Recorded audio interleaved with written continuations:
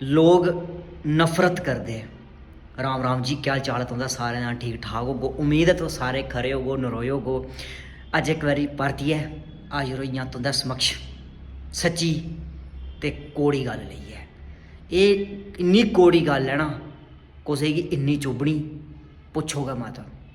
किश लोग तुंदे कन्नै इन्नी नफरत करदे ना, इन्नी नफरत करदे पुच्छो गै मत। ओह् इस वास्ते करदे तुस शैल कम्म की करा दे हो, साढ़े कोला अग्गे की निकला दे हो। कोई चंगा कम्म करा दे होगे तां बी लोकें नफरत कर ली। लोकें दा कम्म है नफरत करना, जलना, सड़ना, धोना। इस्सै गल्ला अपना कम्म तुस जारी रखो।